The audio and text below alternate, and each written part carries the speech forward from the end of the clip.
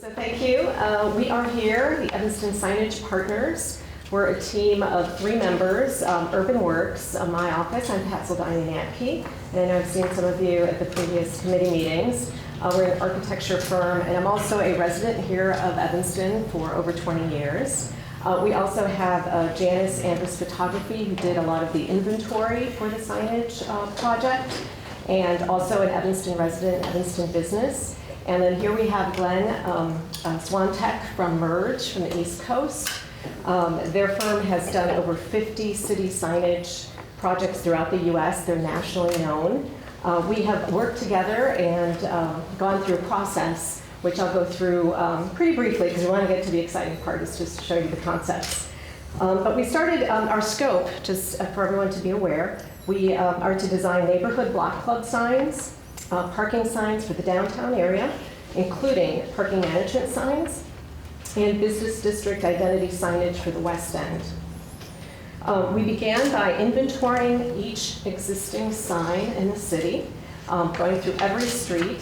So we have over 1,100 signs in the city. We've documented all of them. We wanted to look at them to make sure they're in the correct location, that the information is correct.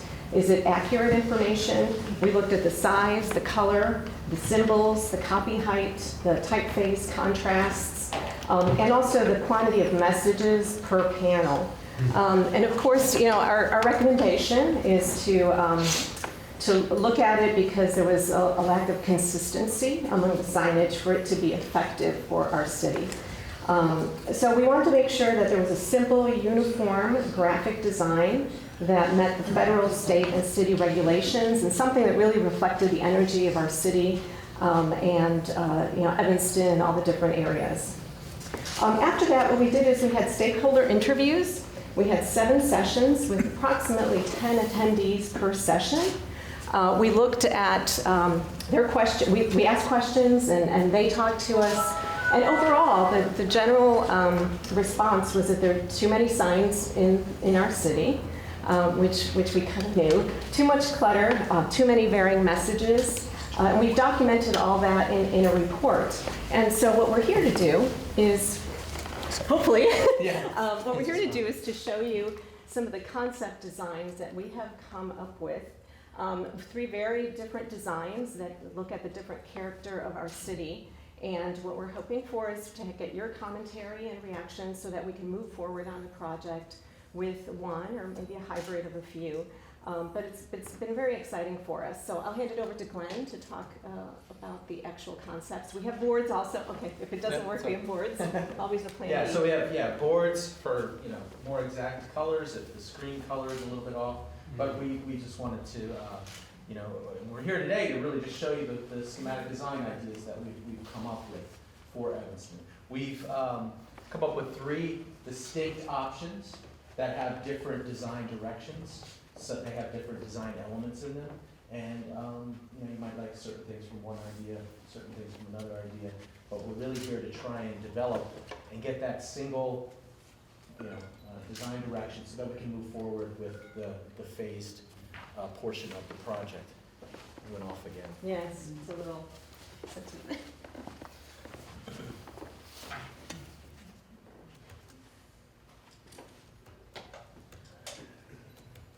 So, our design criteria for doing this project, our design inspiration, we want to consider Evanston's vibrant and active downtown, the natural environment, and also the local architecture. The overall image of the system should reflect the character and culture of an environment of Evanston. The menu of sign types developed should illustrate how the concepts can be expanded beyond what the current scope of the project is. And we're going to show you how we've expanded it out. We didn't just design that the three sign types that Pat talked about. The design shall take into account the harsh climate conditions, urban environment, snowplows, all of that stuff, and try and incorporate sustainable materials as much as possible. And they will meet the industry standards for legibility and engineering requirements, which your current system does not in certain aspects. Just this one. So when you're looking at the designs, we ask you to see, which designs will capture best the design criteria that we listed. Are there physical or graphic elements from the different options that you would view as being favorable for Evanston? Which design communicates the Evanston experience to the most appropriate level? Which design best supports Evanston as an active and vibrant environment, and which design would best reflect the community as a whole? We're looking at this isn't just for the downtown, it's not just for another area of town, it's for all of Evanston. So that design has to fit in the landscape of all of that. So we're going to show you three options, option A, B, and C, and they all have distinct looks. Are you going to put up a board? Yeah, I will. Yes, we'll go into detail. So the first option that you have. John. Could we turn down the lights a bit? Yeah, we can turn on the lights. Yeah, that might help. Yes. Can we dim it or? It's not this one, it's that one over here. Yep, that's perfect. Yeah, I think that's good, right? No, I'd rather have see the screen and then we can have the light on the. Oh, yeah, okay. The other? One of these? There we go. All of them are. Or can we turn this one on? Yeah, turn that one Oh, wow. So we can't see. There we go, that's it, perfect, stop.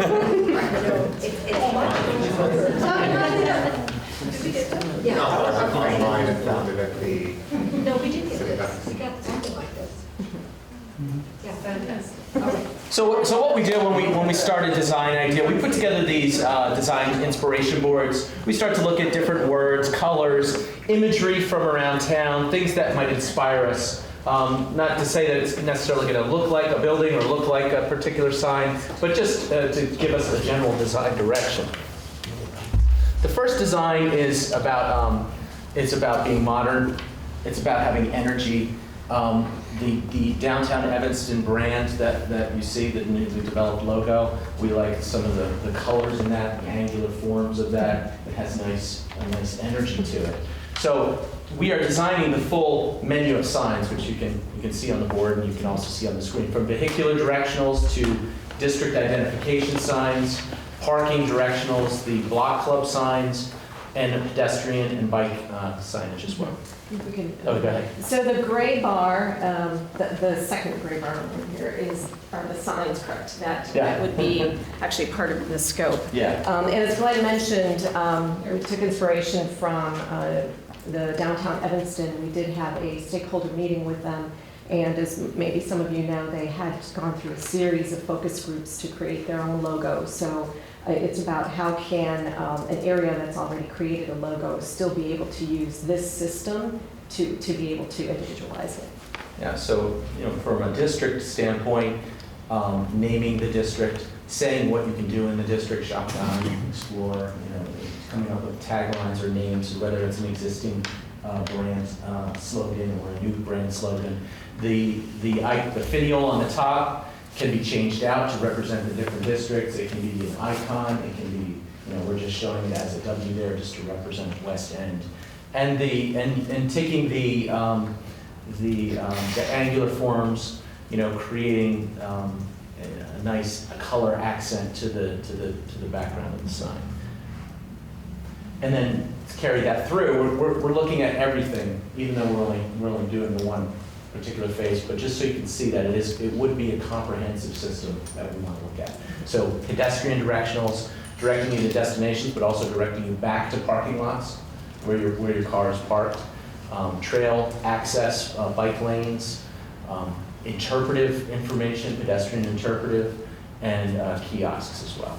Incorporating the information eye for international pictograms, using pictograms as much as possible. So vehicular directional sign. And then looking at some of the design details of it, the backs of the sign give us a really good opportunity to start to bring in some of the character of Evanston. Whether that's on the bracket, which could be a bent metal bracket that helps support the sign, graphics on the back that have different abstract modern patterns. They could be done by a local artist. We've got opportunity there to do something on the backs of the signs. having the icon on the finial be cut out, giving it some dimension. I'm going to go through all the options, and then we can always go back and then we can talk about all the different ideas, because it'll give you a real good sense of the different design direction. The second option, we were looking at lakefront and recreation and outdoor activity, and using that as our sort of design direction for the, so that you can see some of the imagery that we're looking at there and some of the color schemes, more natural color palette.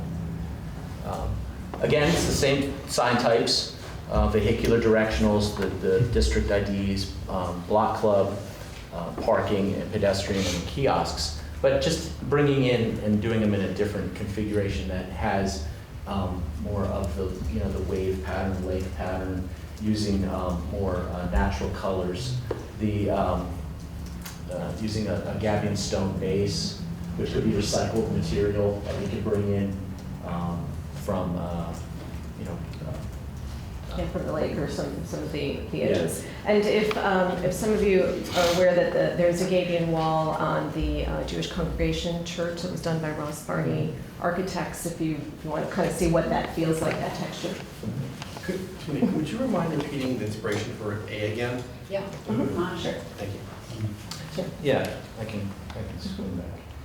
A is a modern, artistic, and colorful, bringing bringing energy to it, and using those bright colors. We also, not using it as a direct inspiration, but we like the downtown Evanston brand as sort of a tying into that. But it was really more artistic, Yeah, sculptural, the creative industries that are here in Evanston. and modern, more modern. Go ahead. Should I ask questions right to the end? Yes, we would. We're going to go through them all, and then we're going to go Okay, back. Just so you get a sense of all the different styles. Pedestrian signs, mounting them to existing poles as much as possible so that you're not adding infrastructure to the street environment, trying to use what's there as much as possible. And then kiosks providing information. Vehicular directionals. The vehicular directional signs will meet all of the reflectivity, text height, using Clearview font. So all of the traffic, regulatory, and engineering criteria, it would meet all of that criteria. The final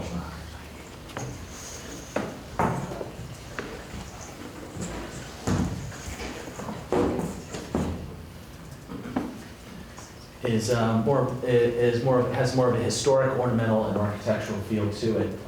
Looking at all of the history in Evanston, and using that as some of the inspiration. So again, the sign menu, vehicular directionals, district IDs, parking, trail. And you can see, using more ornamental ironwork to say, Evanston as a header, having more of a formal shield, I guess you could call it, for the sign face or the sign shape. Has more of a historic pattern, historic format to it. Looking at the finials, looking at the stone base.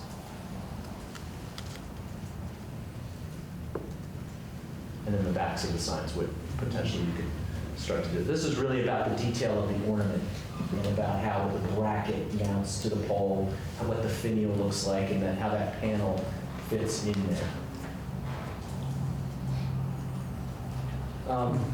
So we took it a step further after we looked at this, and because we realized how important parking is. And we did sort of this quick parking study. This chart shows that parking isn't just putting up signs everywhere and directing to parking lots. It's also providing support information through marketing materials, through parking brochures, and also from the digital aspect of it. The technology for parking is changing so fast we want to make sure that we are incorporating some of that technology into whatever we develop as a wayfinding system. So looking at websites, real-time data, mobile apps, and then of course the static lot identification and directional signs. So, we want to create a Park Evanston brand or logo, color palette, so that you don't have all of these different signs directing to different places, that it's a consistent message and it's a consistent system. The support material should follow that. Brochures, marketing, collateral, a parking brochure that can be printed or downloaded, can go to your smartphone. Marketing materials that can be handed out, left at visitor centers or hotels, things like that. And then the digital. You've got a data city server, parking guidance system server that's going to send information to all of these tools to the parking website, to a mobile app, and then to the dynamic signage, which uses the guidance system, real-time parking, how many spots are available, things like that. So we want to be able to think about that stuff as we're designing it as well. The benefits of electronic parking, you reduce carbon emissions, you decrease operating costs, you increase parking capacity. You all probably know this already, but just wanted to show that there are benefits to adding some of these electronic parking features. And then finally, the static signs. It has to support it. It has to be consistent using the same terminology that you have on the website. They're located in the right spots, and then they have the right symbols. So we expanded out that menu. We did a little more work and we took option 1 as an idea. We didn't want to do it for every single option, but just sort of so you can see that the signage that would be developed as part of this system. You've got parking directional signs that direct with a message or without a message that just use the parking P symbol, getting people to the parking lots, getting people to the parking garages, identifying the lots, Maple Avenue, YMCA, and then looking at what's on the garage and making sure that it's all consistent, has the same sort of message.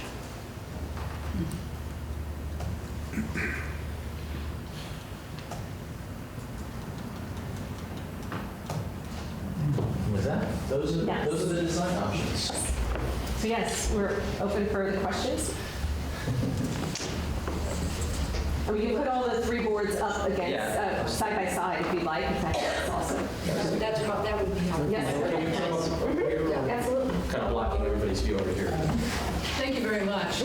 Great designs and some great ideas. And one of my questions is, can the palettes that you've chosen for any one of them, can those be Interchangeable? adjusted? Yes. Or interchangeable, or...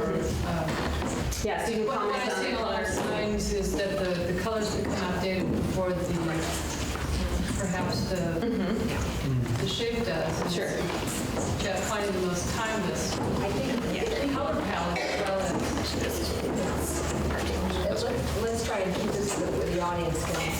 I know it's hard. Yeah, let's keep it. I think the features are... We just have them off to the side, and that way we can point to them. Okay, perfect. Yeah. So let me ask you this, in terms of what you'd like to hear from us tonight. Yes. Give us a sense of what you'd like to hear from us.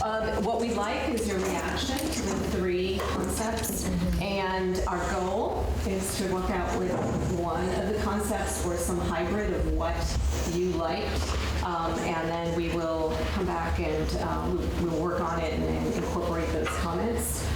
If there is unanimous that it goes in one direction to one of the options, it'd be wonderful. I want to discuss it. So we're here to listen. And we're really looking at this. I mean, this is schematic design, and we're really looking at a couple of things, and that's why we had that slide at the beginning. Which design will best reflect the Evanston community as a whole, and how are we, will it work as a whole? And trying to, and thinking about, if you tell us which design direction you like, we can adjust it. We have to. Alderman Burris and then Ray. I want to follow up with, I think Alderman Gerber's comment was about the colors and looking more at the timeless aspects of it. I think all are great. They're for different communities, so obviously all of us are going to have a design aesthetic. I think option one is cool, but I'm not sure that would, over time, would actually be very, This is very, more funky, which is, cool for the downtown Evanston design, but overall for all of Evanston, I think it will be dated really quickly. And if you could tell us what about it, because we also can alter portions of it. For example, if it's, whatever, if it's the edges of the tiles. I think that the colors are, Yeah, the colors it's like, okay. it's like everyone's cursed. We all follow. I don't know. You get my point. It's like the colors change Not trendy, so you're very trendy. frequently, and someone is carrying a purse from 3 years ago. And I think some of the colors, Like the 80s. that's where some, and the shapes are not. And as you can see, this is the color palette. Right. Okay. Yeah, so that's for my. Yeah. So that one I don't think works. Where 2 and 3, 2 is also, I like a lot. No, that's. No, 2 is the way. 2 is the way. 2 is the way. Yeah, that's why I put them side by side. So this is two. Again, Can you just write the number maybe on it? maybe. They're on there. The numbers are on there. They're just- I just want to kind of put them side by side. So go ahead. 2 and 2. Again, I think I like, but I'm not sure that it screams Evanston, and I can see it being where 3 I think really does hit the mark of many of our what we talk about as being Evanston, sort of being timeless and more. You don't think so? I certainly don't. I'm just sharing my aesthetic with it, but I just think it'll last a longer period of time and not look dated. So it might make sense. 3 is the historic. 3 is the historic. You think about it, historic thing. I think, Holmes, would you like to share your view? Yes. I don't know if I'm ready to share my opinion, except to say that I don't think that historic covers the whole city of Evanston. I just don't. And Well, I was just talking about the timelessness of. I hear you, but I think that we have to move past some of that and personally, I like that was. I like the artist. I love the first one. I really do. And I hear you about the colors, but I think that we need to sort of move ahead. But if I had to choose, it would probably be the lake of the way. The second, number 2. Number 2 would probably be the one that I would want to go with because for me, the other 2 are sort of like on the extremes. One that I would definitely not like, and the other one that I would like a real lot. But understanding that the number 2 would probably be more, I think, more acceptable to the overall community. The colors are a little muted for me, but that's okay. I can live with those. I love the bright colors. So, but You like number 1, but do you think that this is the acceptable I version? think number 2 will be the more acceptable. Yeah, I'm trying to figure out how to. Jonathan, ever the facilitator.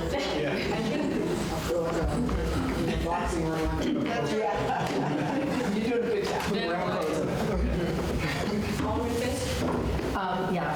I agree with Alderman Holmes. I like number 1, but I think it would date itself pretty quickly. And given the amount of money we're investing, I'd hate to see that 3 years from now looking like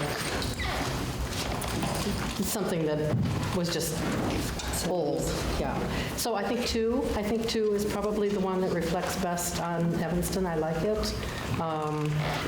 Number 3 is a little bit too funky and historic, and maybe just a little bit over the top. So 2 would be my choice. I'm sorry. No problem. I actually have a string of comments. I'll mention them and then go back as appropriate.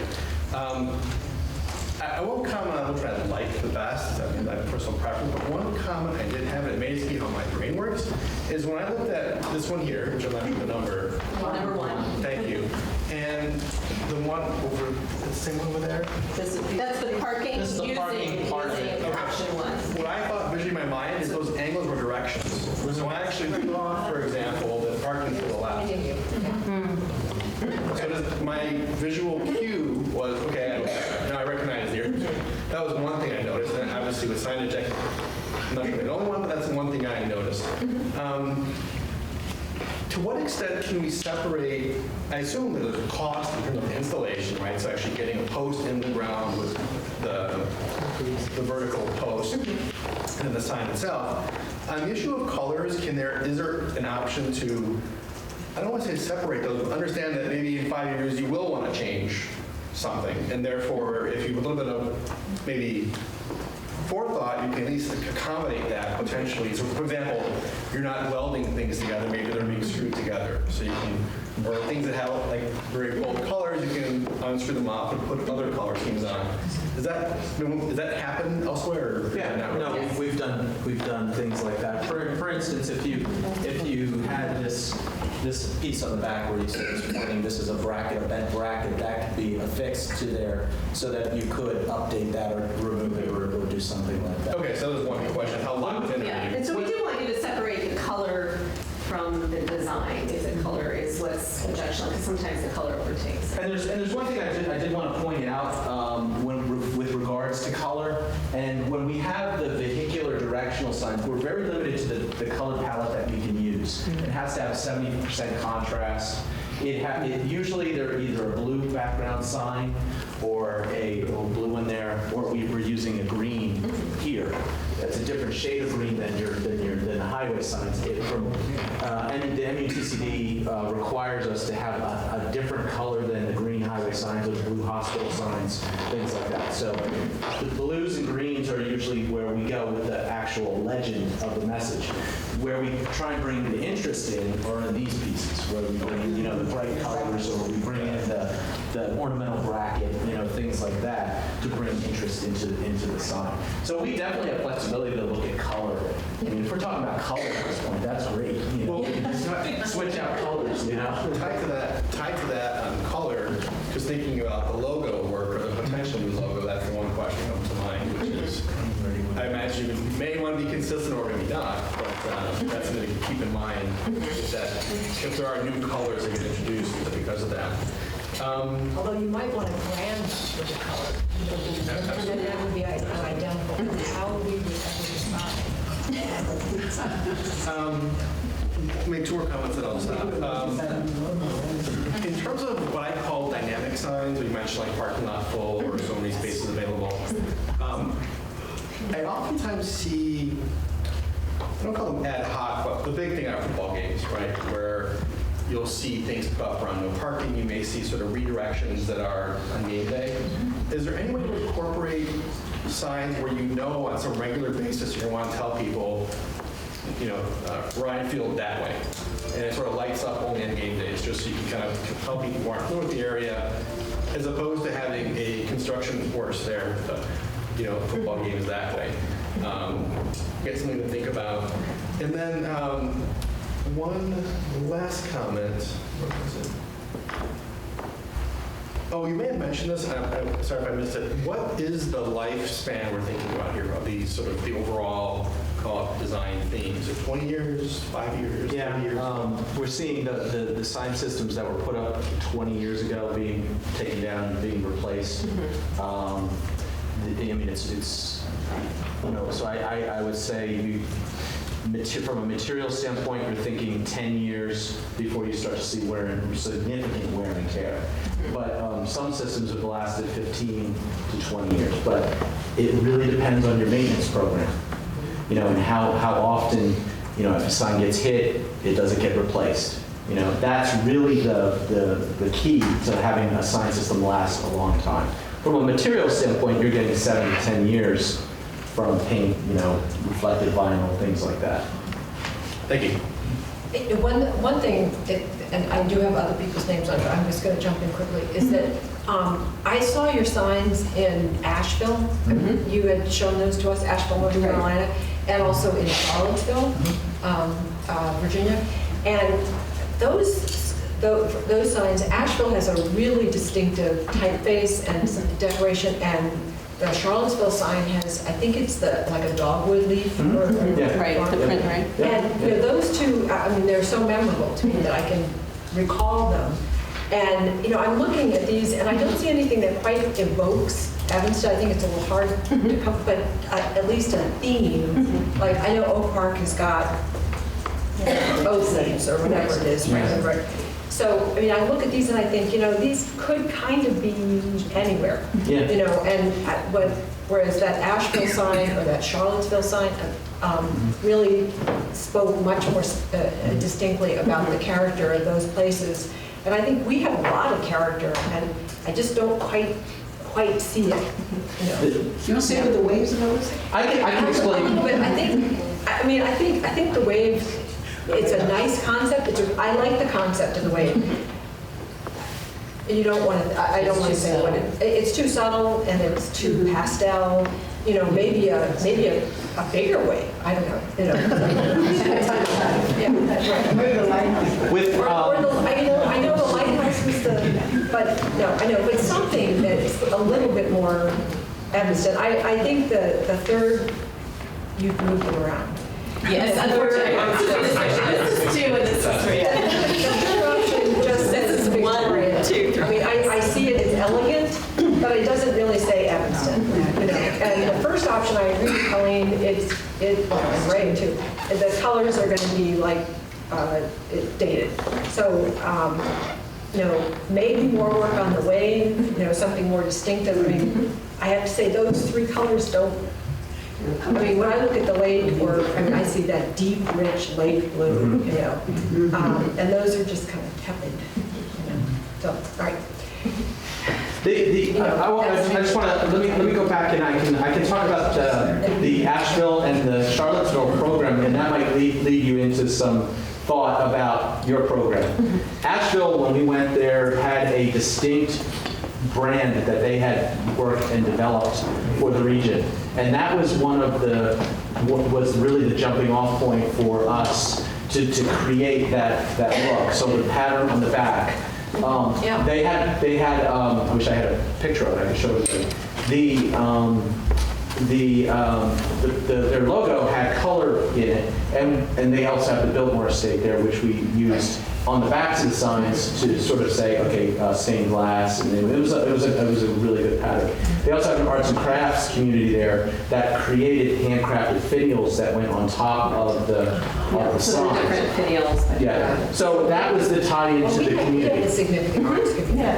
And that's sort of where that's where we were sort of getting at with this and with this finial. And if you think that that's an idea, an approach that you wanted to go down, we could think about that and that. Because we're really trying to design a kit of parts that have different ideas to them. Right. And trying to find that one thing that would be good for Evanston, the entire company. You can see that we're sort of representing a different aspect of the community in each of these design directions. We're trying to land on one that would represent the entire community. Now I have some folks who are Jane, and then I have Jane, Jared, and Judy. Thank you, Madam Chair. What I like about option 2 is the idea of using recycled materials. That speaks to Evanston. We're looking for something that's more multidimensional. The option 3 seems more single-dimensional. It doesn't have what I envision as that Evanston edge, that kind of interesting edginess, which is our future, not our past. The edges, though, in option 1 seem almost too edgy. There's a way to smooth a little bit of that over, or find a color palette that is, as Alderman Burris said, more timeless. That would be good. I think the waviness speaks to me of a real beach community in Western Michigan or something, and not necessarily the dense urban setting that is Evanston. But there are so many other parts about that grouping that I do like. So, The stone base. the stone base, yeah, and I do like the patterns, but I'm really drawn to patterns that are featured on the backs of those signs in option 1. But I'm supposing that you put that together with the interesting base, and then it's too cluttered of a sign. If there's a way to fold a little bit of both, I like the option of being able to do something on the backs of the signs too. That will last for 20-some years. So that's kind of my thinking. The color palette may be something in between the first two. But there's a wide rainbow of colors available to us, except that the one thing that I noticed is there's no red. I'm supposing that red is absolutely verboten in a... It is from a vehicular standpoint. We did sort of bring in a burgundy on the parking just as an alternate, but it's almost more brown. You're not allowed to use red on Right. directions. Okay, pick that up. All right, Thank you. now I have Jared. Do you remember what you were going to say? Thank you very much. I agree with a lot of what was said. I think that I'm wondering, I definitely think that we need something that says more Evanston. And what did you call them, finials? Our community could definitely do something like that, I would think, to maybe go along with everything. And I'm wondering why it is, and please feel free to just tell me, no, that's not going to work from anybody. For instance, for our downtown area that is more modern and that does have more of a boutique kind of feel in some places, why we wouldn't be able to have certain bases that were in that design, and then in other places, for instance, near the lake or in our historic districts, why we can't have bases that are more in that design, and then throughout the rest of Evanston, more kind of just the in-between design for the bases, and the signs would be across the board. The signs would actually be uniform. I don't know if that would work or not. I'm sorry, to cut you off. We have done that in systems where the pole design, as long as the sign message is consistent, that the pole can fit and be designed for the environment that it's going in. I mean, that's what I would think. We did that in Dallas, where we had gone into the historic district, and we used the historic pole, but we used the same panel, where the rest of the system was a really modern pole. So we have done that in before. We just don't want to do it that it's too many kids, too many parts, but I think that, you could look at that and switch that out. I don't think that we necessarily have, 5 or 10. I think we have basically 3, and I could be wrong, but just kind of looking at, going from my memory of around town, I think we basically have 3 different places that would kind of fit the different designs that we have, near the lakefront, in some of the historic districts with, by Northwestern, or even, down Forest Avenue and Sheridan, and then the West Evanston district, and probably most other places in the city would be able to have just the regular design in bases and posts. I'm not sure, but that's kind of my opinion, and I'm wondering if that's something that is doable or not, along with, like I said, the uniform signs, and then maybe whatever it is that we're doing, if we're doing a pattern on the back of the signs, or if we're also doing finials that will make, the Evanston brand or logo more prevalent. I also am not noticing, and I don't know if it's just something that you just didn't do because you were just trying to provide examples, but we also have a very big need for wayfinding for our deliveries, for trucks entering Evanston and exiting Evanston for truck routes. And that's something that is, I think you guys will agree, that's a huge issue that we need to also address as well. So, like I said, I don't know if that wasn't just there just because you're trying to provide us an example, or if that's something that you also part of this is schematic design, and I probably should have mentioned it at the end of when we presented this. Some of the next steps are the locating of where signs go and what they say. And that is something we would take into consideration.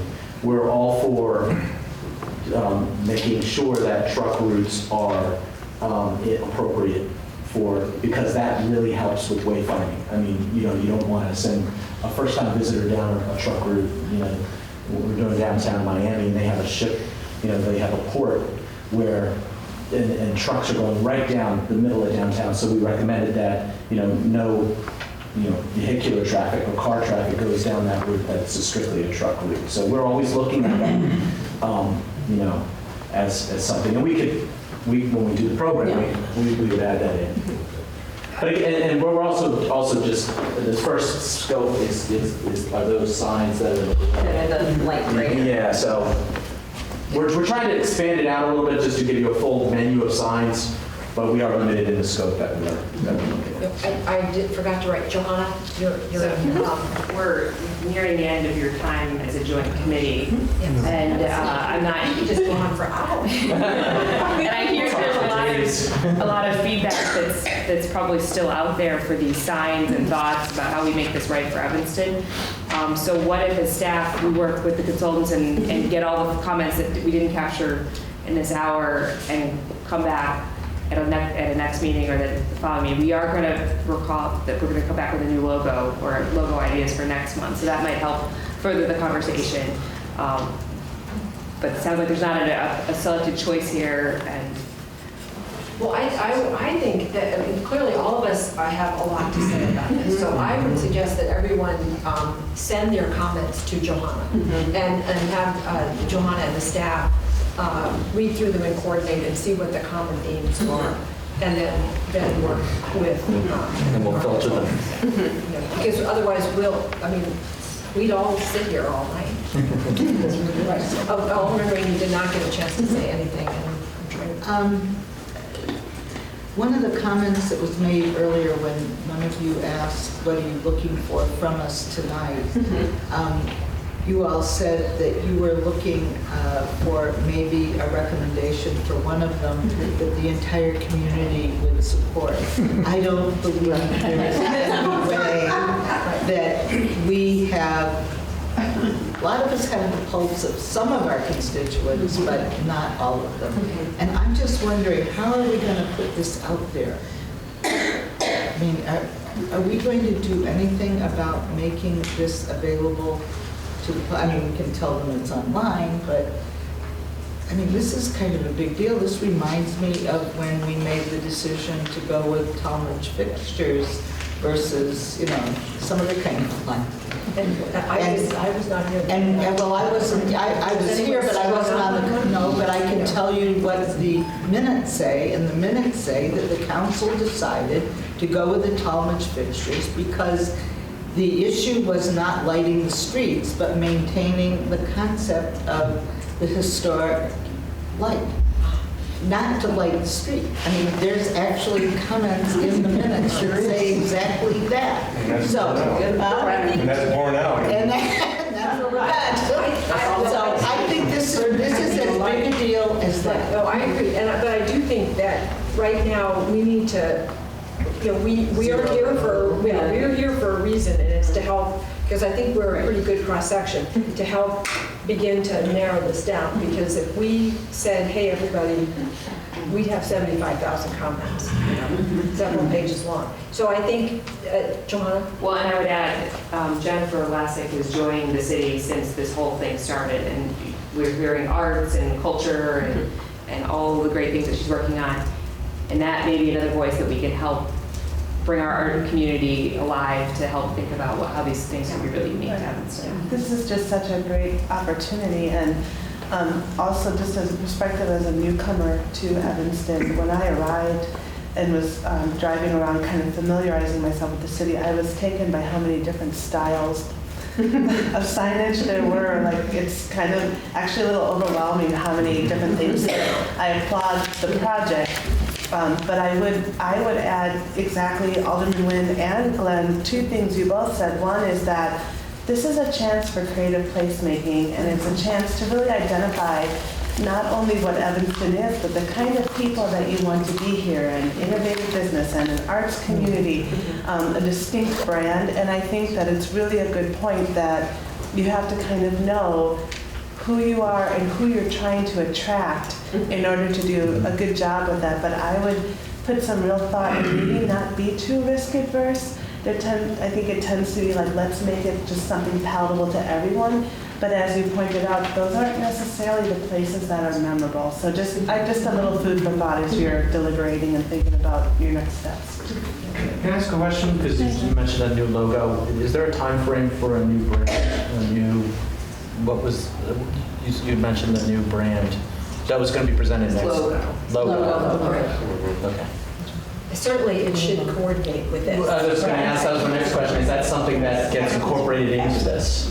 Well, we've thought about it. Okay. We have lighthouses that could be on top. Right, that's. Like them. Okay, I have two more folks, and David and then Matt. Yes, David has been on my list. Okay, David. I apologize, I'd come to this very early and then have been absent for a long time, so some of my questions may be somewhat stupid. The categories of the signs, since I've been unable to read the titles below all the signs, it appears to me that we have an emphasis here on parking and neighborhood identification. Is that correct? And, well, that would be, to my mind, would fall into neighborhood identification, whether it be a business or a residential area. And that's what we charge them. Right. Okay, good. That's good to know. So we're not dealing with any of the other signs that might direct people to landmarks or city services, or we won't deal with These are, that's what these or traffic. in the gray here, those are the sign types. But the plan was that this could unfold. Yeah. Right. You could go from here to that. Yeah. Okay. And we want to show you what it might look like. Right. Because one of my biggest complaints with signs in this town is that it's highly distractive and pollutive and uncommunicative. Yes. I basically stopped looking at a lot of signs, simply because I don't have the time to garner the information from them, number one. Number two, I can't decipher what this sign's intent is. In other words, is it trying to tell me where parking is? Is it trying to tell me where the lake is? Is it trying to tell me what neighborhood I'm in, and so forth? So from that standpoint, clarity and differentiation for me are very strong desires to see here. And to the extent that color can be used and shape can be used to achieve that, I think is highly beneficial, because we perceive shapes like that, color like that. Text, well, I'm not quite so sure. So one of the reasons I like the circle with the P in it, and particularly where, in some cases, where it projects up above the shape of the sign, is that to me communicates parking pretty damn quickly. And it does it without a glaringly bright orange sign or any of the garish colors that a lot of communities incorporate.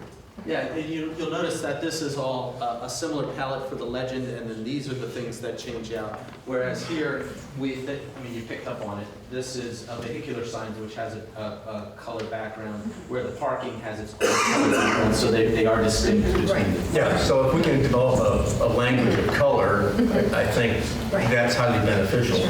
And obviously, you're using colors that meet the criteria for contrast between field and type, so that we can read them.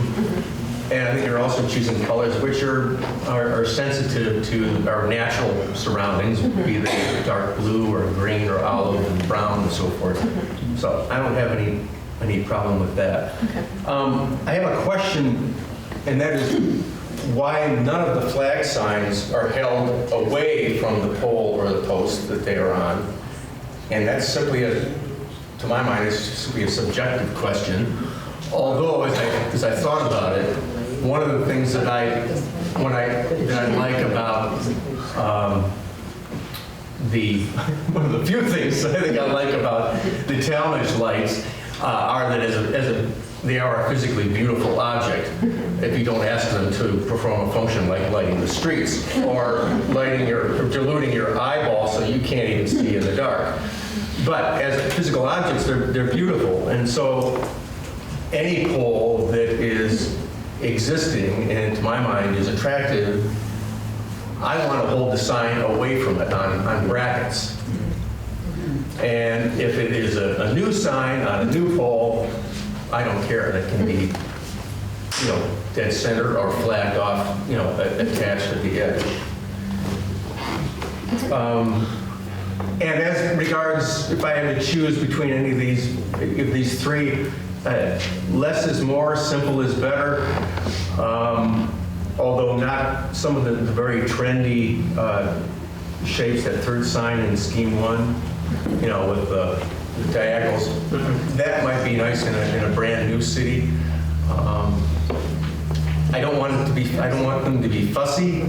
So some of the Victorian stuff seems trite to me, and some of the pedestal signs here with trusses and other materials, and it gets a little convoluted for my taste, but then I've always been more of a minimalist than others. So those are my reactions. Thank you for your time. All right, now we have one, this will be our last comment. And I'll be quick. Okay, that's all right. Yes. And First- remember, from our share. Yes, right, yes. First off, I don't envy you the challenge of designing by committee, Yeah, that's exactly. because as a designer, I know what a nightmare that can be. Not saying anything against anyone here. I do like a couple different things on different signs for different reasons. The one thing, I'm not going to go to my personal things, I'll send those on to staff. The one thing I would let everyone know in sending your comments to staff, to keep in mind that purpose is the most important thing in any signage. Design comes as a secondary element to help make it more attractive to the eye. Sometimes design elements serve a purpose, but I think that we need to just kind of keep in mind the purpose behind the signs, what they're doing, and how do we best accomplish that. And not get bogged down in a bunch of details, because we've hired designers to sort of work out some of those details. So I think it should be a very broad, overarching comment that we should provide to them and let them do kind of what they've been hired to do. Okay. And that's it. Thank you, Kim Sonish. Next is presentation of economic development plan year-to-date activities. I thought this was excellent as well, so take it away, Johanna. All right, so we're going to try to operate in the Prezi format. For those of you who are city council members, recall the big failure at the city council meeting last fall, so fingers crossed. Okay, so this is a somewhat quarterly, somewhat early beginning of 2014 check-in to just report back some of the things that we're doing that don't necessarily come to the committee because they're not seeking city funds. So maybe some of you know that these things are happening, but we wanted to talk about them in a public way. So as you know, we have these 5 areas that we focus on: quality of place, retail attraction and retention, arts and entertainment, workforce development, and entrepreneurship support. This is based on the 2013 plan that was adopted by City Council for economic development. So this presentation will go through the 5 areas that and where we're at with some of the other things. So the first is quality of place, and this is I think somebody else committee mentioned this is a squishy area because it's the things you can't necessarily measure in a perfect way. You can't measure the quality of place index in Evanston because it's such a challenging thing. But this is Richard Florida items, things that define the place, that make it attractive, make people want to come here, work, eat, live, all the things that make Evanston a destination. So a couple of things we've been working on this is the Health and Wellness Business Association. So we, in fact, 2012 had this as an activity sector, and we were trying to attract businesses and support the businesses. We have 2 hospitals.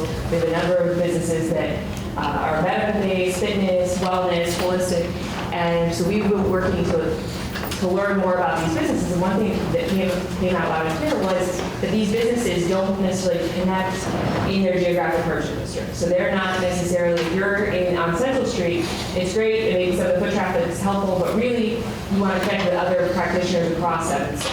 And so we've been convening since last year roundtables, health and wellness roundtables with 40 or so businesses, give or take, depending on their time availability, to talk about issues that are affecting them, parking, marketing, other things that are common among these types of businesses: doctors, chiropractors, fitness experts, the whole gamut. So we've been convening those, and a couple things have come out of that. One was a Health and Wellness Festival that was in downtown Evanston on Saturday of the fall. And it was, if any of you went, it was along Maple and Church Street. And they set up tables and they had free demonstrations, samples, and other information that they passed out. Downtown Evanston coordinated that. We're now, this year, we've developed a logo that's going out a lot of the programming and activities, which is on the right, the Health and Wellness Apple. We're going to start sending out monthly newsletters that will really spotlight some of these businesses and help not only just business-to-business activities. So if somebody has a backache and they're going to the doctor and getting treated for that, then they can also maybe connect to a chiropractor or a physical therapist or somebody who specializes in dealing with back issues. So that's a little bit of where we're headed for that. And then for the farmers market, we're going to hopefully come into a small space off to the side of the farmers market and work with, hopefully in June when it actually gets warm, with people who want to do demonstrations. So if you're a fitness studio and you want to come out and do an outdoor yoga class or a spin class or some other Zumba at the farmers market, we're figuring that there's a group of people that will likely be shopping at the farmers market who might be inclined to work out or engage with these different businesses that are there. So another way to cross-promote these businesses. And finally, the newest one that just came up, I think a couple weeks ago, was the Startup Showcase. And Paul will talk a little bit more about what he's doing with entrepreneurship, but the idea is that there are businesses out there that have new concepts about health and wellness activities, trainers that have apps that help do activity, whether it's a lunge or a plank or whatever, that they can go into this event that Paul will talk a little bit about and talk and pitch it to a group of entrepreneurs and get good feedback. So we'll do one that's focused on just health and wellness-based businesses. So the next one is innovative food concepts. And we've always been the dining capital of the North Shore, but the idea here is this is really turning into something that is more experiential. And that's, we're learning that we were on a webinar today, and we were told that there's this generation of people called the selfie generation. And they're people, and I'm sure everyone has done this if you're on social media, you take a picture of where you're at, or you take a picture of the food you're eating, you post it and you say where you are, and that's something, that's a thing. And so there's a whole group of people, and we're seeing that with a lot of the food that's coming and the activities that people are really enjoying. So, and the picture up there of Now We're Cooking, and that just further solidifies the investment the city's made in Now We're Cooking and what is happening all around Evanston. And Now We're Cooking couldn't exist in a community that didn't have all these other things that were happening in it. So on the right, we have our 3 brew pub breweries that either are online and operating and serving beer when they're not sold out, or the ones that haven't opened yet. So, and then on the lower left, there's a new concept. It's something I didn't even know that it existed a few years ago, but it's called Brew Camp. And it's on Chicago Avenue, 825 Chicago Avenue. You can go and learn how to brew your own beer and buy the supplies. Like, who would have thought that you could do that? But it's their second location. Their first location is in Lincoln Square, and they said Evanston has to be the next location. So they're open and operating. And they're starting, and their new businesses are spinning off from it as well. Right. Yeah. We have a nano brewery. So again, it's learn how to brew in the brew camp. Right, and you're going to buy. I'm hearing it's like a CSA. You buy a share in the brewery, and then you get a certain number of growlers or shares of beer each month that they brew. So who knew? So in the lower right, I wanted to call attention to this. Found chef Nicole Peterson is up for the People's Choice Best New Chef. And this is an incredible honor. They just had an event last night at Found. She is one of 10 nominated from the Great Lakes region. Only woman, only person from Evanston that was nominated for this honor. And sponsored by the Food and Wine magazine. Right, sponsored by the Food and Wine magazine. So if you know, let's say she wins, which we all hope she does, and everyone can go on all their electronic devices and vote. But that again further solidifies Evanston's presence in this culinary innovative food concept. You know, if you read her bio, it talks about leading innovator of food, vegetarian food. And so these words just didn't exist a few years ago. So that's one piece. Again, it's experiential. People probably at the lower right, lower left, the people who are at boot camp, I guarantee at least 3 or 4 of these people checked in using social media, or took a picture, or posted what they were doing that night. And they tag, when they do that, they tag with Evanston. So people know their friends who live in the Ukrainian Village or Wicker Park or someplace else know that they're in Evanston, Illinois. And so enhanced media and enhanced marketing.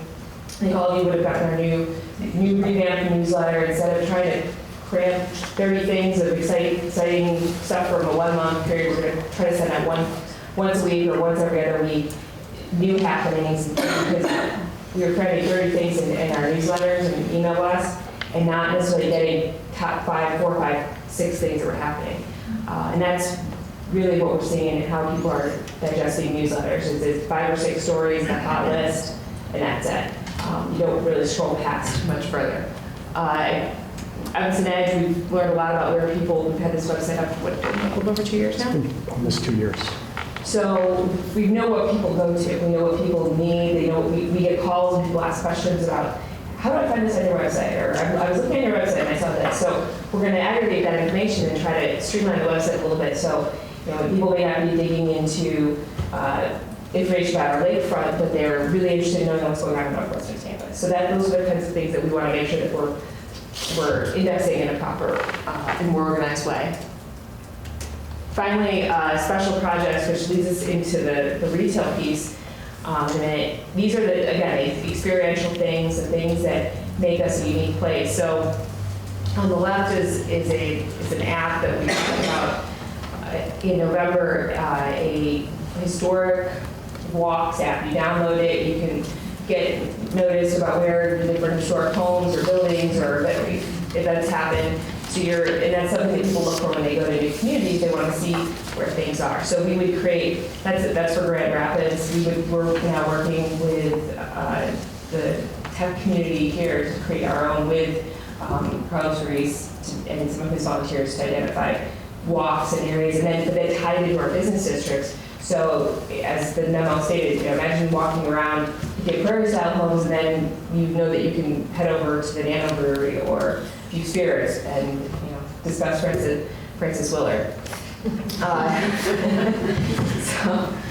So again, special projects, enhancing what we already have. We have Starlight Concerts, the lower picture with the food truck, bringing in food trucks to enhance the events that we already have, that draw people to places that make things more interesting and comprehensive. The food truck festival at the Starlight Concert in Brummel Park was the effort there was to bring people down to the south end of town, to Howard Street, to prove out that people will go where there are things to do. And that has proven quite successful. This will be our 4th year doing it, so several hundred people, the food trucks always sell out. And there's things that people just want to do, and we can provide them at little to no cost. Then upper right there are the festivals. We're going to have a new festival. Andor Productions is bringing the Big Fork Art Festival in September to again capitalize on food, art, and cross market with all the other festivals that she puts on too, because this is something that people want to have and want to do in Evanston. John, have you discussed with Parks and Rec the concerts in the park in terms of the food trucks? Because I know last year I asked at the last minute, could we just have the food trucks at one of our concerts? And I mean, they sold out so fast. This is amazing. And I think we only had 2. Right. So it's sort of amazing that they have more this year. Definitely. But I mean, I think that ought to be something because those concerts are happening all over the city. And what we've already been talking about, and part of it, what's nice about it too is, again, proving out the concept. They're like, oh, I'm at a concert. I don't know how many people. They have no idea, but now they're emailing us to say, when are the concerts and when can I come to? How do I sign up? Mm-hmm. So we're now, this is the 4th year that we've been doing, so we're seeing that this bears fruit, and they know, and we'll set the expectation that you go to concerts and you can get the food trucks there too. Yeah, because I just heard my hands and 1 and 2.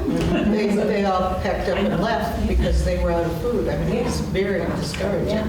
for those of us who wanted, they just wouldn't believe that there was going to be that kind of thing. But I want to say something about that. I know it's sort of interrupting, but I think it's important to have Crave at those events where the food trucks are, because not everybody can pay $5 and $6 for, you know, the hamburger and the Italian fries, or, you know, the $5 cupcakes.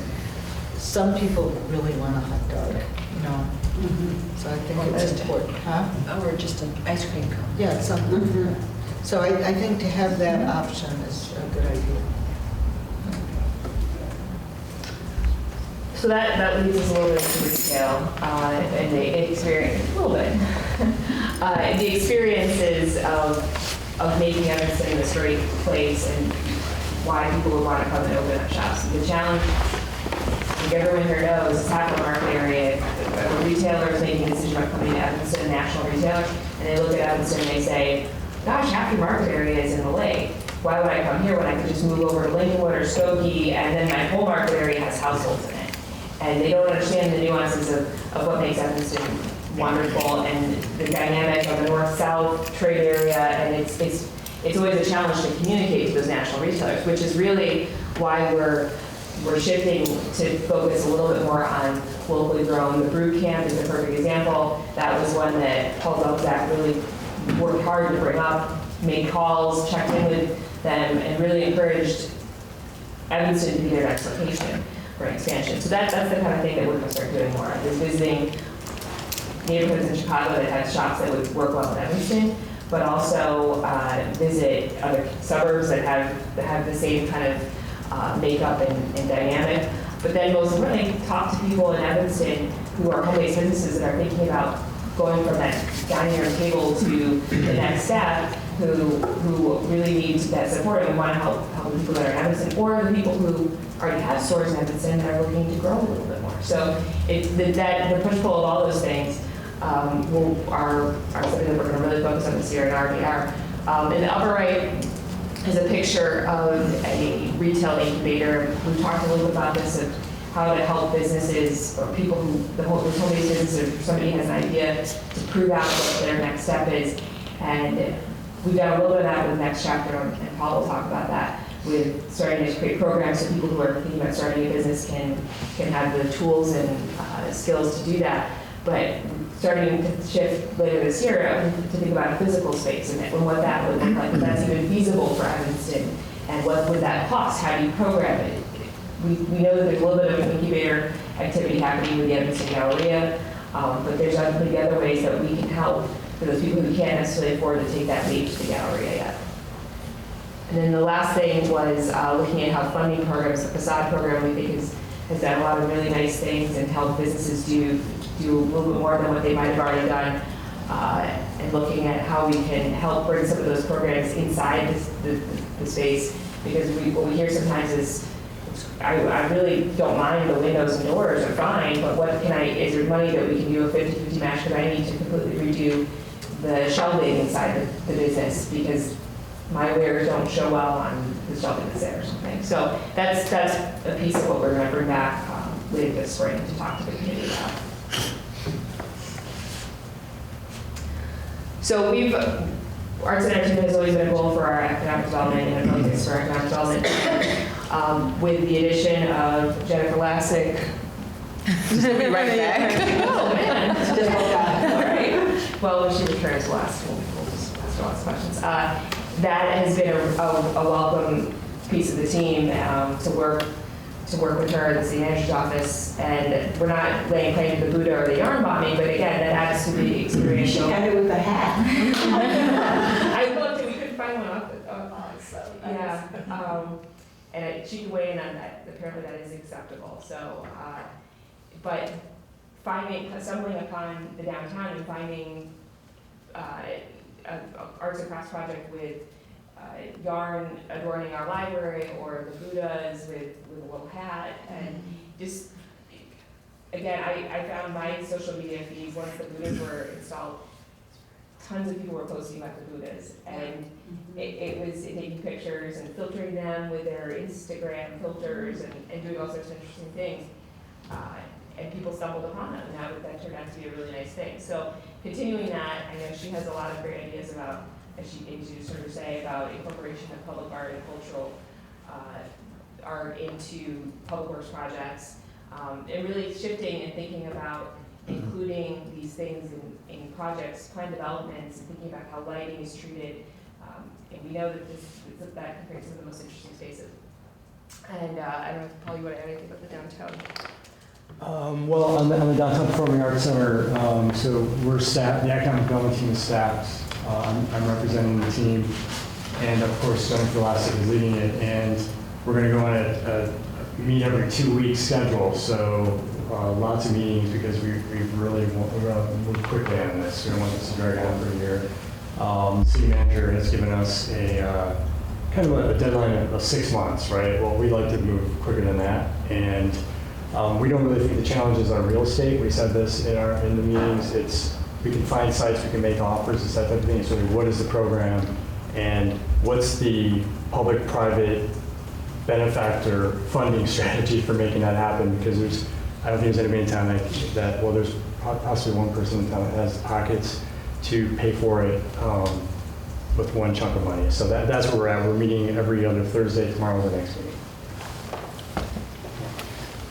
And then, the conversation, having these conversations about performing arts spaces has even led on Howard Street, where we've talked for a number of years about a city acquired piece of property for a performing arts space. It's brought Northwestern out their Masters of Fine Arts program to look at using that space as a pop-up theater. And so there's very tiny little tweaks that we're going to work on doing for that space to accommodate them, but they like it just the way it is. And that the rawness and the funkiness of it, and the fact that it's not a theater is actually what draws them down there. And they're really excited about being on Howard Street for that. So that's going to be another way to, again, prove out and demonstrate that storefront theater on Howard Street is very viable. And in essence, it's actually a return because there was a theater, the Wisdom Bridge Theater, that was on Howard for a number of years. And then the Sacred Spaces Survey, the presentation that follows this one will cover a little bit of that, but that has been the inventory of houses of worship that are interested in collaborating with the arts community to offer space for rehearsals, performances, and other activities. And then we're going to bring a presentation in April for workforce development. Kevin Brown and Joe Matteo will come and talk to you a little bit more about this. But the big push right now, April 19th, I believe, is the fair, the high school. Hire one youth. So there was about 350 people who were hired, youth that were hired last year. Bring that number up to 500. And so that's been we've been helping with that effort. And there was the picture on the lower right was an event last night at the downtown Starbucks to bring out businesses to encourage them to understand what hiring one youth is and what that means and what it costs.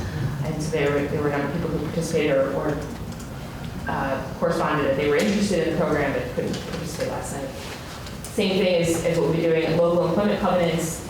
Autobarn is coming, and one of their conditions of maintaining their funding and not having to pay back something and being working through the sales tax sharing agreement is that they have to maintain a certain level of employment, and that they're working with the high school to hire and train people who are interested in the automotive repair field. And they're not considering this a burden of any kind. No. I mean, they're considering this a plus for them. They're training people to become their future employees. Absolutely. And I can say, I've been here for almost 40 years, whenever we've included this as a covenant, nobody has had much of a problem because they know that there's a pretty broad range of skills and talents and abilities in Evanston, that people who work in Evanston, live in Evanston, that turns out to be a good thing for employees because lateness, tardiness, and absenteeism is much reduced when you don't have to travel 45 to an hour to get to your place of business. And then finally, apprenticeship program, working with local unions to train young people to perform trade. So again, I'll let Kevin next month talk a little bit more about this, but we're certainly supporting all these things and look forward to next month when he comes and talks a little bit more about it. And then Paul's up. All right. So, I've come at various times and talked trying to do my best Steve Jobs impression about entrepreneurship. And that very, very good job with it. But so there are some key things that we've really got going in 2014. So we launched Next Chapter. It's been a slow launch. We're taking our time because we want to do it right. If you haven't been to nextchapterevanston.com, that's the website that we're using to advertise the classes, register the classes through the library's existing program. And we've done this on such a budget. I think some of you would be really proud of how much we've not spent on this project.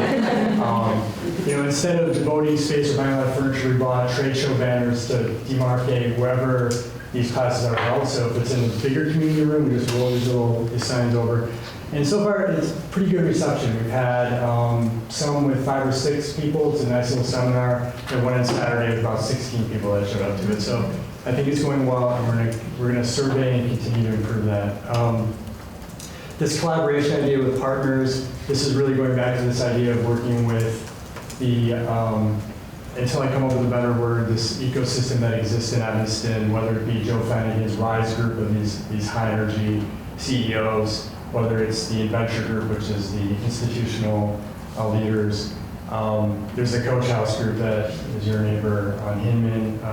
We met last week. So this idea that there's this kind of sticky culture of entrepreneurs who are helping each other out. Doesn't cost the city anything.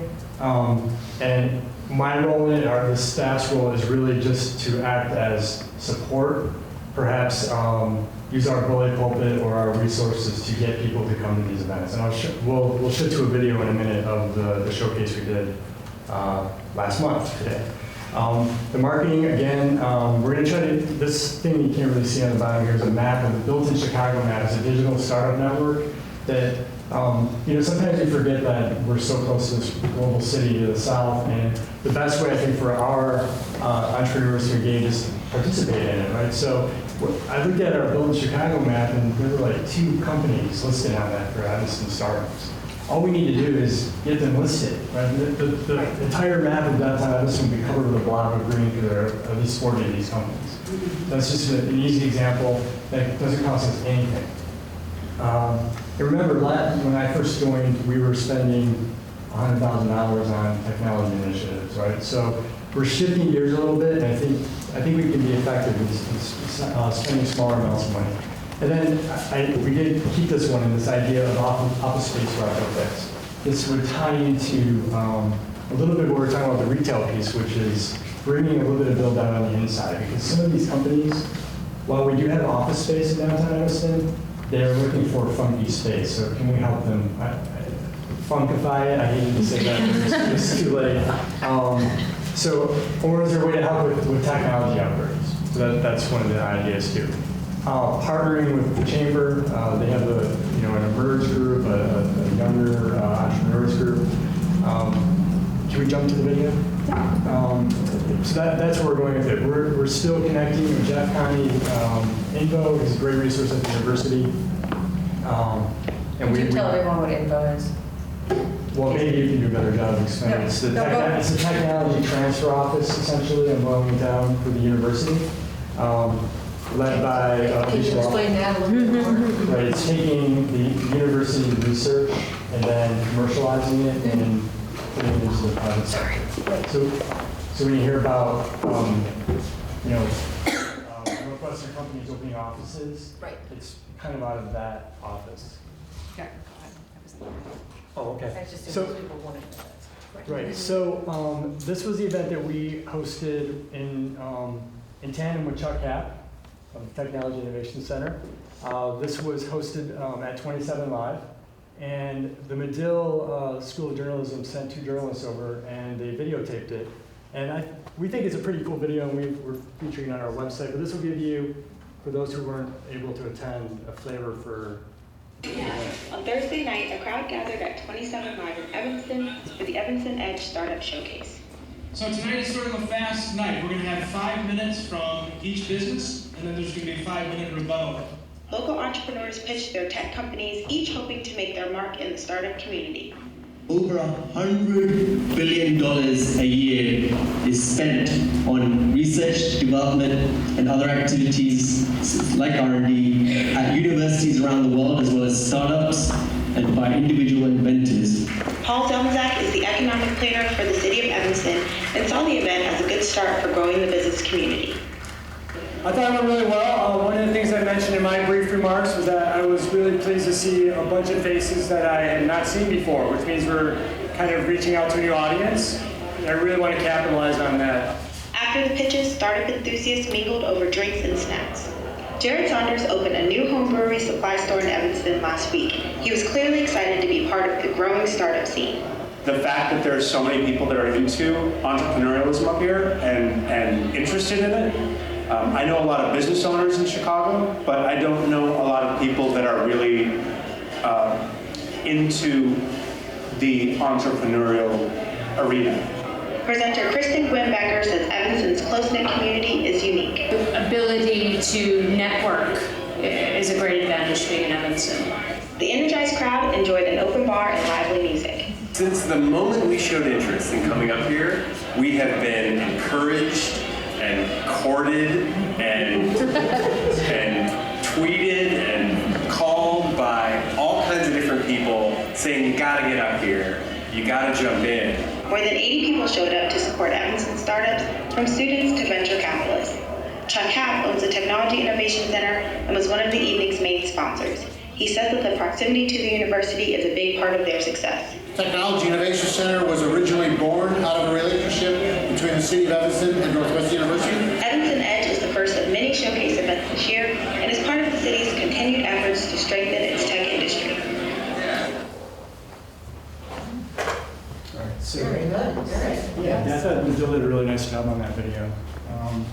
But that's the kind of thing we want to continue to launch. And this, this event, there was a food bill. That was really it. And Chuck Happ graciously covered that. So. No, and so that's, I think, health and wellness is the next one up. We're working with some businesses that have some ideas about new concepts and new products that can share and get the feedback of our entrepreneurial community. And I encourage everyone to come to these things because you don't have to be an entrepreneur to participate. And there's a lot of energy, and particularly when you get some of the Northwestern students in the room, they're so excited to hear feedback and get this constructive criticism. And I think the first one that was at the Orrington, right? And there was so much energy that came out of it. And some of these companies had these ideas that literally you're like, that makes absolute sense. So there was some concept of how to prevent falls, and again, taking into account the baby boom and the aging population. These are absolutely exciting ideas that are coming out of the campus and our community. So questions or comments or feedback? I'll just give you a quick comment. Sure, go right ahead. I'm really impressed. This is quite a remarkable story for 2014. Yeah. There's a lot going on. Yeah. Well, a lot of these things don't come to this committee because they're not asking for money. But it's important to keep all of us informed because, we're out there in the community talking. It's an excellent presentation. Really good one. I'm glad it was work this time. Thank you. All right. Thank you. Our next item is the Sacred Spaces.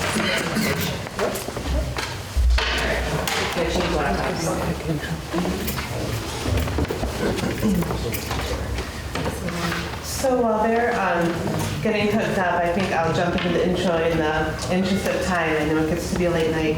So for those of you who haven't met me yet, I'm the new arts coordinator for the city. My name is Jennifer Lassick. And we're going to speak just a few minutes to elaborate a little bit on a project that Johanna mentioned, which is the Art in Sacred Places project. I came to the city in November, and at that point, the Economic Development Department had already begun this project, which brings together artists and art organizations who are looking for audio, office, studio, rehearsal, performance spaces with houses of worship that have unused or underutilized space. When I got here, my first priority was to meet face-to-face with many of our arts organizations, and in the first couple months, I met with more than 45 organizations, many times in their spaces, got to know their projects, their problems, their programming, and those meetings confirmed what many efforts like Evan Starks had already discovered, that space is one of the #1 problems faced by our organizations, combined with the fact that they often cannot afford to pay top dollar for spaces that are retail, commercial, or store level. At the same time, the economic development intern, Megan McShann, who you're going to hear from tonight, was already in the middle of inventorying houses of worships and faith leaders, looking for potential partners and spaces for the project, and the response that she got, you're going to hear about, was extremely positive. The project that we're doing is part of a larger movement that's facilitated by the National Group Partners for Sacred Places. They have given us a ton of help and guidance and have really been invaluable to us. And I'm very happy to see that tonight Miriam Sham is here from that organization, and she'll give you a little bit of fill-in on how the project works as well. So since I came in halfway through, I want to give proper credit and honor and also glean on the expertise gained by Megan McShann, our intern. So she's going to explain a little bit about the program and what she's going to do. And Megan, before you start, I want to just give a shout out to my minister, Pastor Betty Landis and St. Paul Lutheran, who saw a presentation or something that we had produced from the Economic Development Committee, and I suddenly got a phone call saying, Melissa, nobody came to talk to us about our space. And she had already been in touch with Partners for Sacred Places, and Johanna and I met with her and someone from Sacred Places, and we decided we needed to get to work on this. So I just want to say thank you to my minister. Yeah, I think that was great. So I'm Megan McShann. I'm the intern in the Economic Development Office that's been working on the Arts and Sacred Places program. So I'll just give a brief overview of the program and then introduce Miriam, who is from Partners for Sacred Spaces, our partner in this effort, and then talk about our engagement efforts here in Evanston, the participating congregations, the next steps for the program, and just give you kind of a brief overview of the available spaces that these congregations have made available to artists in Evanston, and then open it up for some questions. So the Arts and Sacred Spaces initiative was really born from what we identified in the Evan Starks report, was that, our artists said the most pressing need for them was space, finding space, and that they said that this is more important than funding or fundraising or any other thing identified in that report. And they said that they need a variety of different spaces, from neighborhood performance venues to production and training facilities, studio space, and artist housing. So as Jennifer said, we really think that this program will be a good way to provide our local artists with facilities by pairing them with houses of worship that have underutilized or unused space. We think that that would be a win-win for both, seeing as how the artists would be able to stay local in the Evanston community and be close to their supporters and audience base, while the congregations would be able to deepen their connection to the Evanston community, and then increase their memberships and their economic base.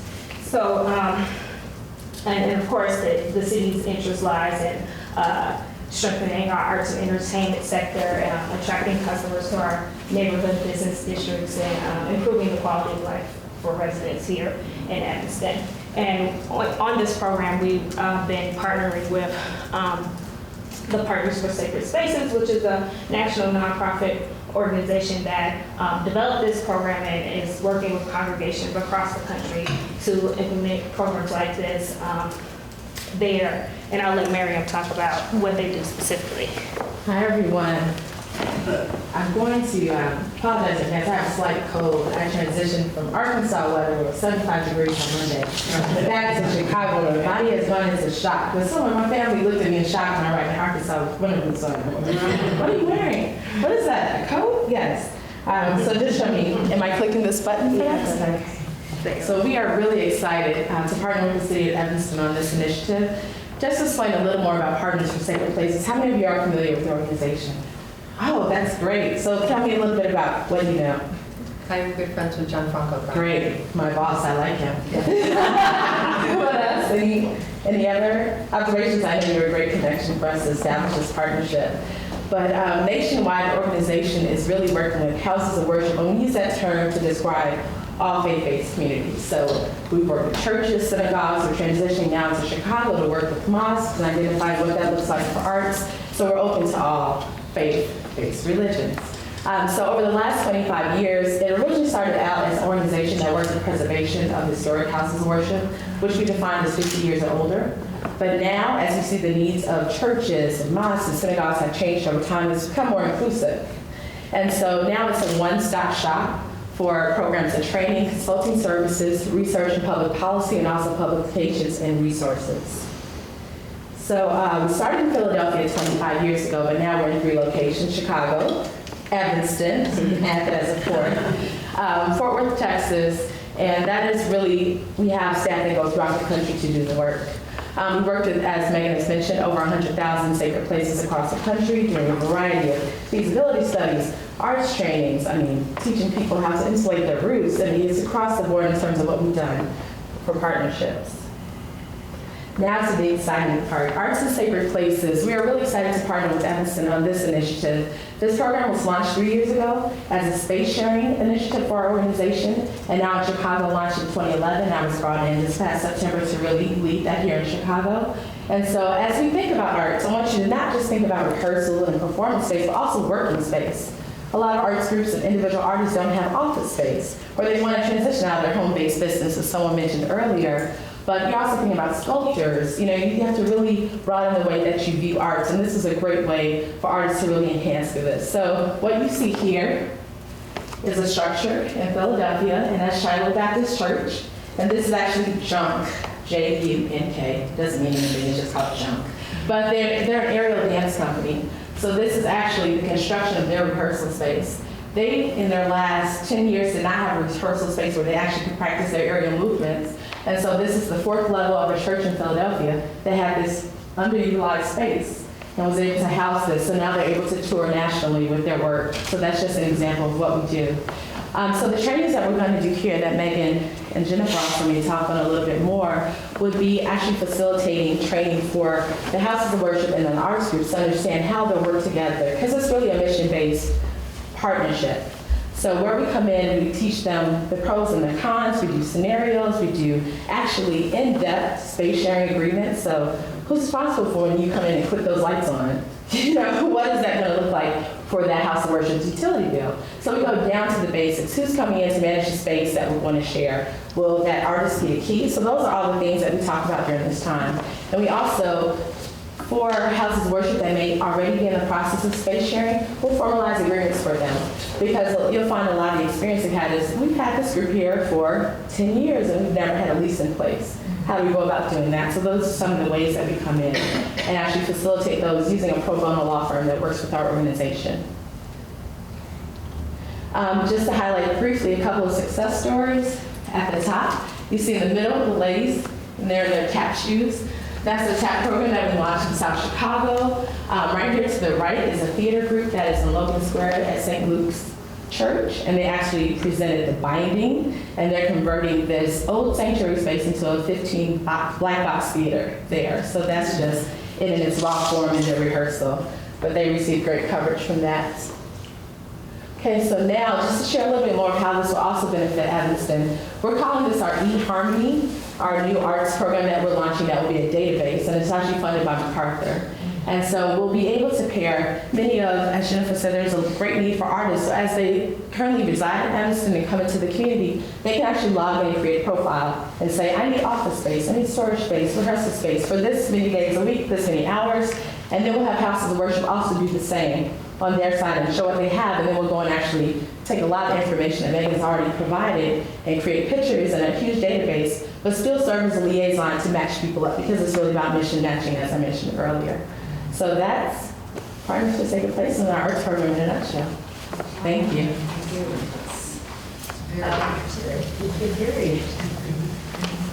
So here in Evanston, I said we have a 45% engagement rate. That means that the congregation knows about the program and they either decided to participate or decline to participate. And congregations that have either not gotten back to us, not followed up with us about when we reached out to them or just haven't responded to our outreach efforts are considered not engaged at this point. But what we found is that when in talking to many of the congregations during our outreach efforts is that many of them are already engaged in some form of space sharing. They host yoga classes and performances and theater groups and homeless shelters and soup kitchens and all kinds of wonderful things. Or even kind of some of the more well-known organizations like Shorefront is run out of Sherman Methodist, and McGaw YMCA is run out of a facility owned by St. Mary's. So that sometimes influences their willingness to participate in the program. They either feel that their space is already well utilized and that they probably couldn't take on more users in their space. But a lot of people are very interested in learning about how to facilitate better partnerships with the people who come through their space and how to get more people using their space. And so for those people who have been interested in participating in the program, of all the churches in Evanston, we have 25% of the churches in Evanston are signed up to participate in the program. So that amounts to 18 churches, 18 houses of worship that have a combined total of 115 different spaces that they've made available for artists here in the Evanston community to use, which is well over 132,000 square feet of space. They have a total of 18 commercial grade kitchens or kitchenettes, 6 theater stages available for use, and 2 outdoor spaces. So this map, probably you can't see it, but this kind of shows the layout of the participating congregations so far. So we have the highest concentration of congregations in wards 4 and 5, and those Ward 4, there's 15 congregations, and Ward 5, there are 18 congregations. And that red circle represents a participating congregation, and the yellow triangle represents a congregation that has not responded to our outreach efforts so far. So in Ward 4, we have kind of the highest participation rate, and Ward 5, we have 72% of those congregations have not responded to our efforts. So as we move forward, we really like to gain some, gain some more engagement from those Fifth Ward congregations. So the next steps for the program, so throughout the end of this month, we will be continuing to promote the program to both artists and congregations. We just recently hosted information sessions for the houses of worship that are interested in participating in the program, and we'll host one for the artists next month. And then starting in April and going through June, we'll have the space sharing training that Marion talked about, where we really sit down with the artists and the congregations to have them meet one another and go through different scenarios and learning more about what it really means to share spaces. And then in March, we'll really be getting into the matchmaking with these congregations and artists. And then I just wanted to conclude with showing you some images of the spaces that have been made available to artists through this program. Just for me going through and taking inventory of these spaces, I've been kind of blown away by how magnificent some of these houses of worship are and how big they are. Like St. Matthew's has offered up almost over 12 spaces for artists, ranging from their chapel and their sanctuary to some basement spaces. And the spaces really range, according to what's available at this facility from, a sanctuary space to an outdoor patio. And just, these are some just other images of this, how these historic places that these congregations have offered up for use. I'm just really grateful that they have chosen to participate, and they seem very excited about being a part of the program. And that is it. Thank you very much. Thank you. Okay. The next item is communications, announcements and updates from the EDC members. Does anyone have an announcement or an update? Is Ray, and then Alderman Grady. I know of a national chain that's looking at moving to downtown Evanston, and they had a question about the space across from LA Fitness. It was most recently Lululemon. Is that space still available? I know there was talk of someone having it. Do you currently know? It's still available. It is available? I heard Protein Bar might be one in there. Is that? They're not. Okay. So is it best to have them talk to Carolyn or to someone from the city? Carolyn doesn't work for downtown. Carolyn? We'll take No, she's Oh, she's not there anymore? No. Oh, I didn't know that. She's with them. There's no one, there's no one. There's no one there So yet. who should I have her? Send it out. That might be why there's been a gap, actually, Right, because yeah. he was. Well, there's still somebody answering the phone. I mean, there's Probably not. staff. Well, anyway, I'll have him call you. Downtown Evanston's lights are still on. Buds calling. Yeah. It's, Yes. Alderman Grady. well, interestingly, do you remember Wild Chicago, the channel? Oh, yeah. Right, yeah. Well, they're recreating themselves in some form. Yes. Mhm. And they are being directed to Howard Street Excellent. to do something on Wild. I think it's Wild Howard Street. Yeah, right. I don't think they're calling it Wild Chicago. Okay, good. But the person who did it got in touch with Becky Powell, who then got in touch with us. So Excellent. interesting. Anything else for anyone else? I have a good business on Emerson Street, called Emerson Grill, 1615 Emerson. Wonderful. What's What are they selling? 1615? What's across the street? Emerson and Dewey, across from Get Blake. Thank you. And what kind of food? You name it. Hamburgers? Sit down? No. Okay. Great. All right. Wait, is the committee being invited to the ribbon cutting on Howard Street? Would you like to? Package Pig, when is that? Yeah, the 3rd. What are the emails? Those emails are great. I don't know. The press release is finished, and so we'll. Okay. Yeah. Okay. All right. April 3rd. April 3rd. Awesome. Okay. Will that be in the evening or during the day? 5 o'clock. The next is we did get our monthly economic development communication. Wait, did we? No. Well, that's what happened. Okay, that's right. And then we just were given our real estate transfer tax report here, which is looking pretty good. It was also an email. There was one error, so this was we found an error, so this was updated. Last year was wonderful. We heard the report under.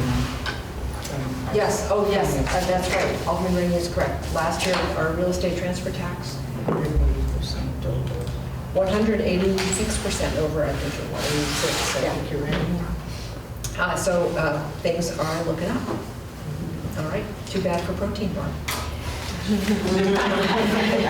Okay, that concludes our agenda. And I do also want to welcome Scott Peters, who has stuck it out to this whole event. And thank you for joining us. We look forward to having you part of our discussions. Yeah. So with that, could I have a motion to adjourn? Motion to adjourn. Second. All those in favor, please. All right, thank you.